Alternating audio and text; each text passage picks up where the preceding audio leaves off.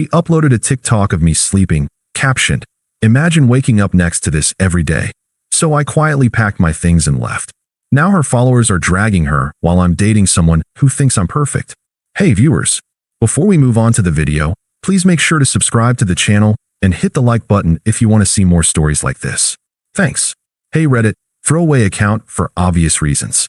I'm Alex, 28, working in IT support in a mid-sized city. I've always been the steady type, reliable job, gym routine, not big on social media drama. About 2 years ago, I met Sarah through mutual friends. She was 25, bubbly, and chasing her dream of becoming a full-time influencer. She had this TikTok account with around 50K followers back then, mostly lifestyle and comedy skits. I fell hard. She seemed genuine, and I loved supporting her ambitions. From the start, I was all in. I sacrificed a lot to make our relationship work. Flashback to our first few months. She was struggling financially, bouncing between part-time gigs while building her online presence. I covered rent for our shared apartment when she couldn't, bought her a decent camera and lighting setup out of my savings, stuff that cost me a couple grand. I even edited her videos late at night after my shifts, suggesting ideas to make them funnier or more engaging. I turned down a promotion that would have required relocating because she said she needed stability here to grow her audience. "You're my rock, Alex," she'd say, cuddling up after a long day. It felt good, you know, like I was building something real. But over time, things shifted. Sarah's account started blowing up, hit 100K followers about 6 months ago.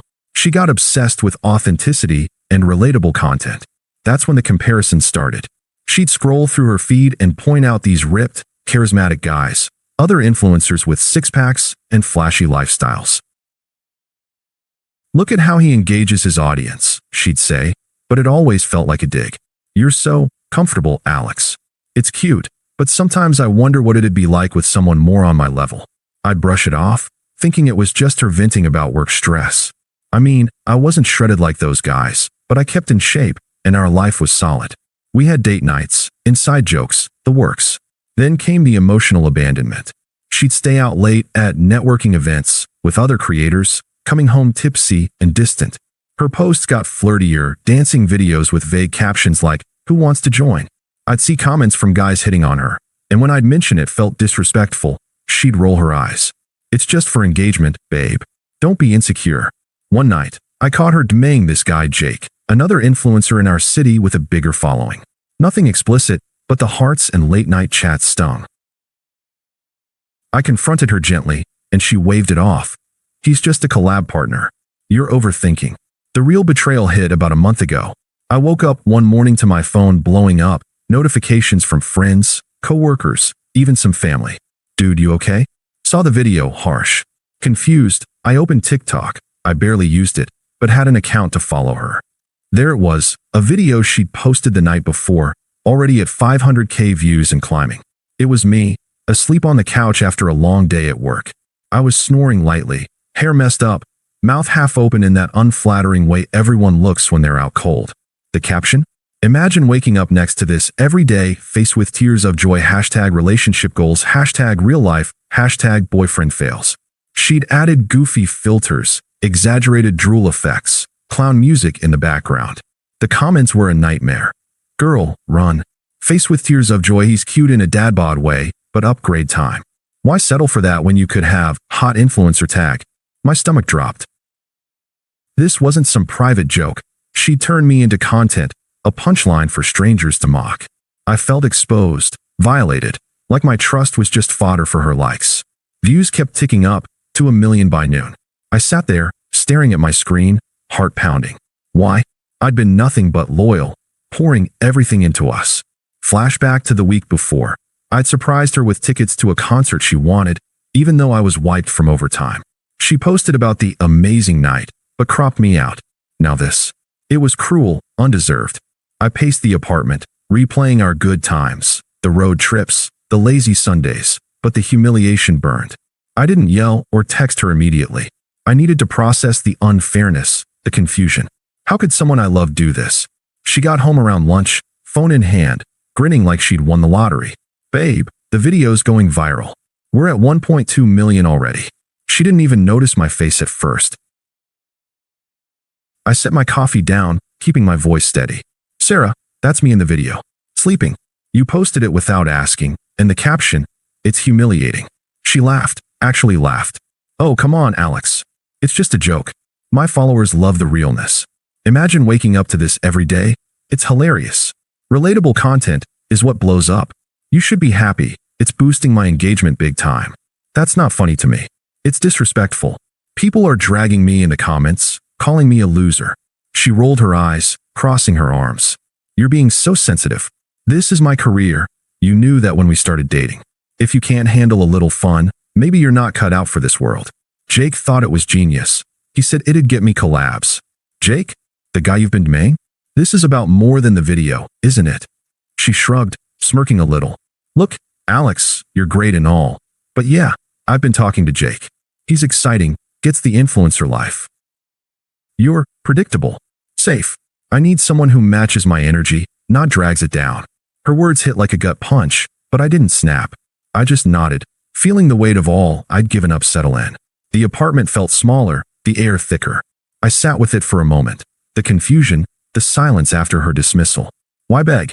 She'd shown her true colors. Update 1. The breakup. I walked away without a fight. Reddit, thanks for the early comments on my original post. A lot of you said NTA and to dump her. Well, that's exactly what happened next. After that conversation, I didn't argue or plead. I just detached. While she was in the shower, humming like nothing was wrong, I started packing. Quietly, methodically. Clothes, laptop, the few things that were mine. The camera gear? I left it. Her career could keep it. I wrote a short note. I deserve better than being your punchline. Goodbye. No drama, no accusations. Just facts. She came out, towel around her head, and saw the bags by the door. Her smirk faded a bit. What the hell, Alex? You're leaving over a video. I zipped the last bag, keeping my tone even. Yes, Sarah. The video, the comparisons, Jake, it's all clear now. You've been emotionally checked out for months, using me as a backup while you chase whatever this is. She scoffed, leaning against the wall. Oh, please. You're twisting this. I didn't cheat. Jake and I are just friends, for now. But fine, if you're going to be dramatic, go. You'll never find someone who puts up with your boring routine like I did. I need a man who's ambitious, who gets the grind. You're holding me back from my dreams with your 9 to 5 stability. Jake says I could hit 500K followers if I focus on collabs without distractions like you. Her logic was so twisted, blaming me for her betrayal, justifying it as growth. I could have fired back about all I'd sacrificed, but what was the point? She was smug, dismissive, like I was the problem. Distractions? That's what I am now. I asked calmly. Exactly. You're sweet, but I outgrew you. Go find some vanilla girl who wants Netflix nights. I'll be fine, better actually. I picked up my bags. Take care, Sarah. And I walked out. No slamming doors, no last words. I drove to a buddy's place across town, crashed on his couch, blocked her on everything temporarily, just to breathe. The next days were rough. I sat with the betrayal, replaying her words in my head. The unfairness gnawed at me, how I'd been loyal, committed, only to be discarded like yesterday's content.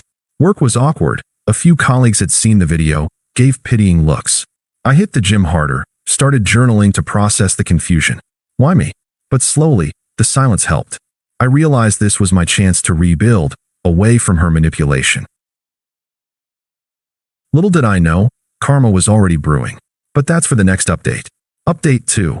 Sitting with the silence, and watching karma unfold. Hey Reddit, it's been a couple of weeks since my last update, and wow, the support in the comments has been overwhelming. A lot of you predicted she'd come crawling back, but first, let me fill you in on what happened after I left. I didn't dive into revenge or bad-mouthing her. I just focused on me. That emotional middle ground after the betrayal? It's brutal, but necessary. I let myself feel it all. The confusion, the unfairness, the quiet nights staring at the ceiling wondering how someone could discard loyalty like that. My buddy let me crash on his couch for a bit. Then I found a small studio apartment on the other side of the city. Nothing fancy, but it was mine. No echoes of her laughter or her ring light setups cluttering the space. Work became my anchor. I threw myself into projects, and ironically, without the distraction of editing her videos or waiting up for her late nights, I nailed a big assignment. My boss noticed, gave me a raise and more remote flexibility. It was like the universe was saying, see, You were holding yourself back too. I started small habits to rebuild. Gym sessions turned into a routine where I'd blast podcasts on self-growth, not her trendy playlists.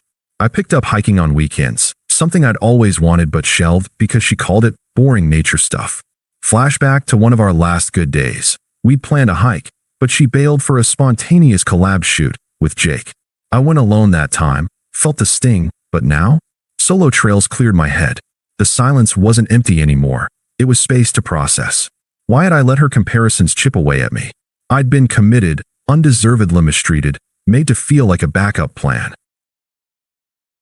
Sitting with that unfairness didn't break me. It sharpened my resolve. I even saw a therapist a few times, unpacking how her manipulation had eroded my confidence. "You're not the punchline," the therapist said. It stuck. Meanwhile, karma started creeping in, slow at first, then like a tidal wave. I wasn't stalking her. I'd unblocked but muted everything. But mutual friends kept me in the loop, and honestly, the internet did the rest. That viral TikTok? It backfired spectacularly. At first, the comments were mixed, with her diehards laughing along. But then the tide turned. People started calling her out. "This is mean girl energy. Why humiliate your BF for clout?" Bullying disguised as content unfollowed. It snowballed. Hashtags like hashtag toxic influencer and hashtag respect your partner trended in her replies. Views hit 5 million, but her follower count stalled, then dipped. Sponsors pulled back. One clothing brand she'd just partnered with ghosted her after the backlash. Then Jake entered the picture fully. From what I heard, she moved in with him almost immediately after I left, posting subtle couple-wide content without showing his face. But Jake? Turns out he was a walking red flag. Mutuals told me he'd been bouncing between influencers, using them for cross-promos before ditching. With Sarah, it escalated fast. He got controlling, demanded she feature him more, criticized her ideas. One night, things got ugly. He yelled at her during a live stream glitch, and viewers caught audio snippets. "You're nothing without me," he snapped, before she cut the feed. The clips circulated, and boom, more drags. Jake bailed a week later, posting a story about focusing on solo growth, while tagging a new girl. Sarah was left scrambling, her account hemorrhaging followers down to 80K. Bills piled up. Without my rent contributions or the sponsor cash, she had to sell some gear. Friends said she looked rough, isolated, posting desperate Q&A videos that flopped. I didn't gloat. I just observed from afar, letting the justice feel earned. It was ironic. She'd mocked me as predictable, but her exciting choice unraveled her world. Months passed like this, me thriving in quiet dignity, her spiraling. I even started dating casually.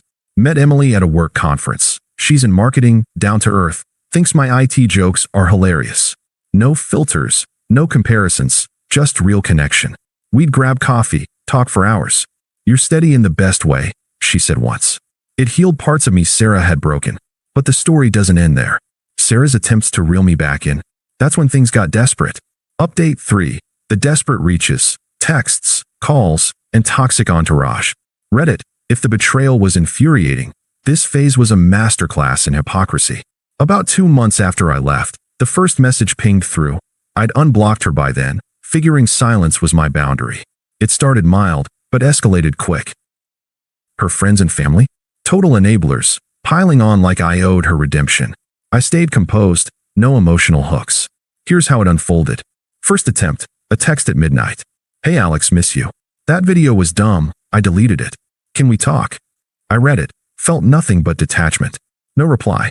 A day later, voicemail. "Babe, things with Jake fell apart. He was awful, not like you. I see now how good we had it. Call me." Still, crickets from me. She amped it up, multiple texts. "Please, I'm sorry. I was chasing the wrong things. You were always there for me." Then the shift to desperation. "Alex, I need help.